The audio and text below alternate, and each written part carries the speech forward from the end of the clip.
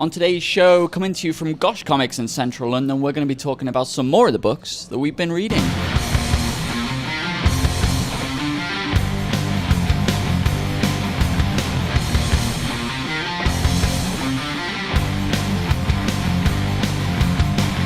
Okay, so we said last week. Was it last week? It was last week. It's hard to remember. It seems like it was a while ago. We said that last Friday would be the results show, and we may have made a little error on our part. Again, I'm moving house, so trying to find somewhere to film is very difficult, but the lovely people at Gosh Comics have allowed us to film in their store.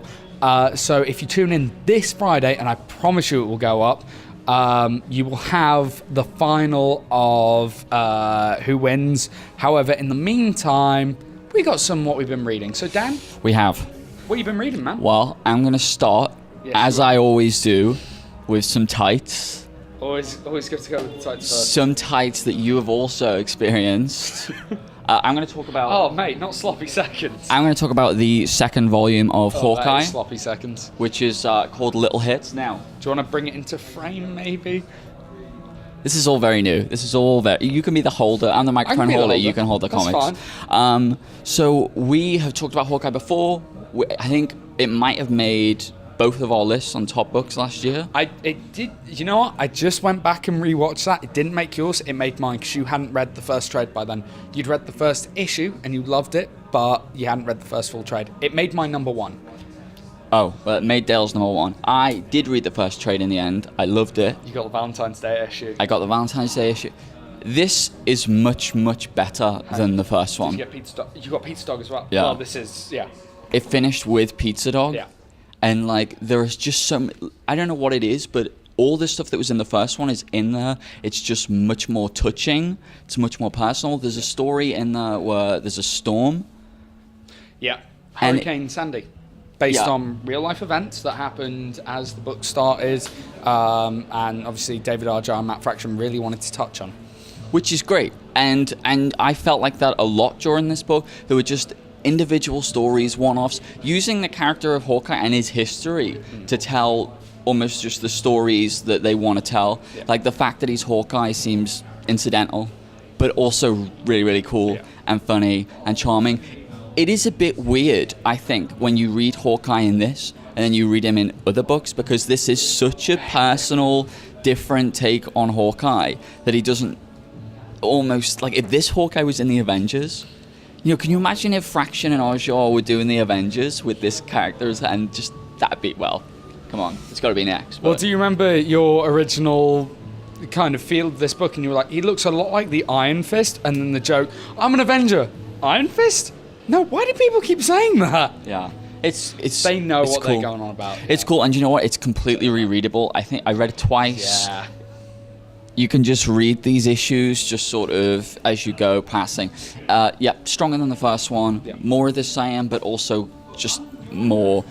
You're reading it in singles. I wish I was reading it in trade, because, again, it is that kind of portability, that kind of, I just grabbed that one thing off the shelf instead of 6 issues that are all bagged up, but just being able to grab that one. I've told you before, and I still agree with it, the second they bring out the hardcover, which is going to cover the first 2 volumes... I think that's out. I'm buying it. Well, I'm going to buy it. If it's here in Gosh Comics now, I'm going to go buy it. All right, so what have your first book for this week is... So, my first book for this week is an Image comic that we talked about the first issue. We both said we were going to get it in trade. You have gotten it. You have yet to read it. I have read it. It's true. It is East of West by Jonathan Hickman and artwork by Dragotta? How do you pronounce it? Nick Dragotta. I think that's as good a pronunciation as any. Yeah. East of West is kind of one of those almost cyberpunk-ish sci-fi cowboy stories. It follows the 4 horsemen of the apocalypse that have been reborn as children, all of which except Death, who is a full-grown adult, and he's this badass cowboy who's going back to take out everyone who betrayed him. That's essentially everyone who betrayed him. That's essentially the premise of the book. We read the first issue. We both said we loved it, didn't we? Yeah, but I didn't say it on the show. I looked back to find out what I'd said about it. Never. And no, because it was the episode that I think Charlie filled in. Oh, yeah. But I did love it. Oh, I no, loved it. I think it was the episode that Ellie, well, it doesn't matter who filled in. Someone filled in for Dan. I absolutely loved it, and reading it in trade, it's the first 6 issues. Again, it is that fantastic image value of £7.50 for the very first issue, which, can you argue with that for 6 issues? Not gonna. Marvel are charging £20 for 6 issues, so really can't argue with it. And this book is fantastic. I've mentioned on the show before, I'm very up and down about Hickman's writing, something that Dan strongly contested with me, but, you know, I didn't enjoy his Avengers stuff. I enjoyed one of his other books that I'm going to talk about later on. And I didn't enjoy Manhattan Project. Loved East of West. I think it's something about that kind of sci-fi western. You know, I love Firefly, although they're very different in tone. Very different. But there's something about the western motif that I love. I love those old Clint Eastwood films. And there's something about the sci-fi that I love as well. So this has the perfect blend, and for £7.50 you really can't go wrong. So Dan, you need to read it soon so they know your opinion, and see if it's in your top 5 for the end of the year. What's the last book you've been reading? So I went into Waterstones the other day, just on my way home from work. It's not a comic book shop, it's a bookshop for all those in America. Oh, true. Yeah. Just on my way home from work, just browsed the comic section, see what they got, and I came across this by Brian and Mary Talbot. Brian Talbot, best known, I think, for, forgotten the name, it's the one with the badger on the front. It's called like Grandland or something, or he's always at like UK conventions and that kind of thing. Very sort of famous. Oh yeah, Brian Talbot. I know Brian Talbot. Didn't he write Mouse? No. I think he may have written Mouse. That was Art Spiegelman, but yeah. it doesn't matter. So I came across this book, which was very controversial, because this book won the Costa Award for Best Biography. Did we talk about this on the show? I don't think so. But which is basically not an award for comics. It's an award for, I think, Steve Jobs' biography won it one year. Yeah. So it's a really sort of big deal. And someone wrote in The Guardian, didn't they, that how ridiculous it was that a comic book would be entered for this award, and how ludicrous it was that it would then go on to win it. And then there was a load of backlash on Twitter, which is fine. And I remember all that. What I didn't really know is what it was about. Yeah. And it's about, basically, it's Mary Talbot's biography about her growing up. And her dad was a Joycean scholar. James Joyce wrote Ulysses. And she parallels her growing up with her dad as a Joycean scholar with James Joyce's daughter growing up. There's that sort of fictional tale and parallels and sort of fantasizes about how they're the same and how they're different. Now, words have come out of your mouth, but they're too big for me to understand right now. But sure. Well, anyway, the point is, I really like Brian Talbot's art. I really like this type of book, and I really love Joyce. Like, I'm a big Joyce fan, so I just read the biography, and I was like, yep, getting that. So Brian wrote it, Mary... No. Brian drew it, Mary wrote it. Yeah, it's a story of her growing up. Okay. And... how is it? Well, I mean, I think you can probably imagine how I feel about it. Fantastic. It's awesome. You love it? It's awesome. It's so good. Won the Costa Book Award, so it must be good. It is. It's good. It's a very different kind of comic to the other ones that I've been talking about, even the other indie books themselves. Yeah. Like, it's very... there's no hooks in here. There's nothing to really drive the story. It's quite a dry story, really. Yeah. But the panel layouts are very, very different and full. Like, each of these pages is completely full. Yeah. There are no sort of borders. Everything sort of blurs into one another. Just very, very different than other stuff that you read. Mostly sort of grayscale and sepia tones, and then like these great splashes of color. It's a gorgeous book. It's like interesting. Again, it's not like the gripping read like some of the others have been. I talked about Exit Wounds the other week, and that's, it's extremely gripping. You want to know what's going on. Yeah. This is drier than that, but there's also more to it. There's depth here. There's great playing here. There's great comics here. I absolutely loved it. Check it out if, like me, you think you're gonna like it. You know what? From what you've just described, I mean, I've recommended it to you before off the show, but especially now that we're on camera, I think you should really read Asterius Plop. I don't know how to pronounce the second name. Asterius Plop, I think it's called, by David Mazzucchelli. It sounds very familiar, that kind of every page kind of flows into the next one, and whilst they don't use grayscale, they use kind of purple-yellow color schemes and then big splashes of color. You should really check it out. I think you'll love it. However, that's not the book that I'm talking about. This week, I'm actually... Oh my god, it's there. Which? Brian Stairs? Talbot, Granville. Oh, that's the one. No, it's behind the red behind one? the camera. Yeah, it's it fine. doesn't matter. It's fine.